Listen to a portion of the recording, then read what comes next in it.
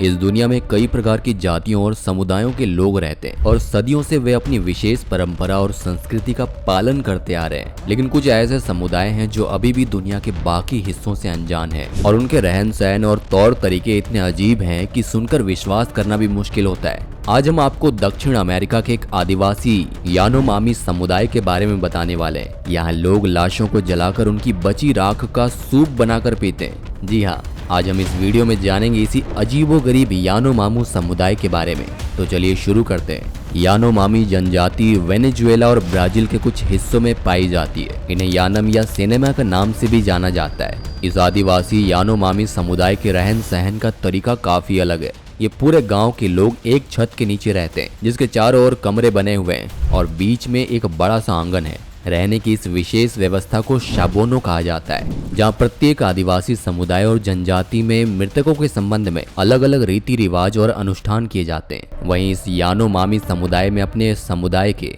मरे हुए लोगों को खाने का रिवाज है। मांस खाने की इस अजीब परंपरा को एंडो कैनिबलिज्म कहा जाता है। इन लोगों के अनुसार मृत्यु स्वाभाविक नहीं है। उनके अनुसार मृत्यु तब आती है जब कोई शत्रु किसी को शैतान या साया भेजकर मार डालता है तो वो व्यक्ति मर जाता है। शव के संबंध में इस यानोमामी समुदाय का मानना है कि शरीर को मिट्टी में मिलने में जितना समय लगेगा, उस मरे हुए व्यक्ति की आत्मा उतने ही दिनों तक पीड़ित रहेगी। जब किसी की मृत्यु हो जाती है तो ये लोग शव को केले के पत्तों से ढककर रखते हैं। जब कुछ समय बाद शरीर में केवल हड्डियां ही रह जाती है, तब ये लोग उसे जलाते हैं। फिर उसकी राख को केले से बनाए एक सूप जैसे पदार्थ में डाल लेते हैं और मृतक के परिवारजन उसे पीते हैं। ये वहाँ की अंतिम संस्कार की एक परंपरा है। इस दौरान ये लोग काफी रोते हैं और मृतक की याद में शोक गीत गाते हैं।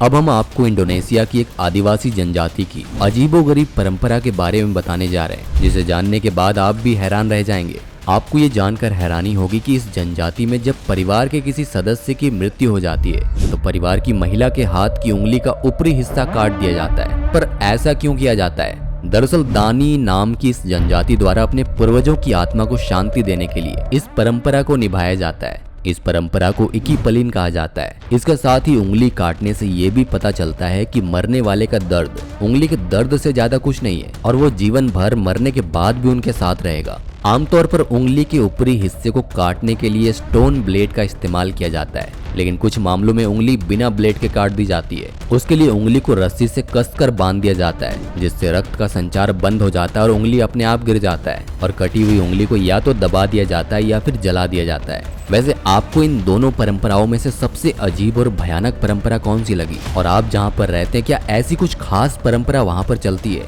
हमें नीचे कमेंट करके जरूर बताएं। मिलते हैं फिर से एक इंटरेस्टिंग वीडियो के साथ, तब तक के लिए धन्यवाद।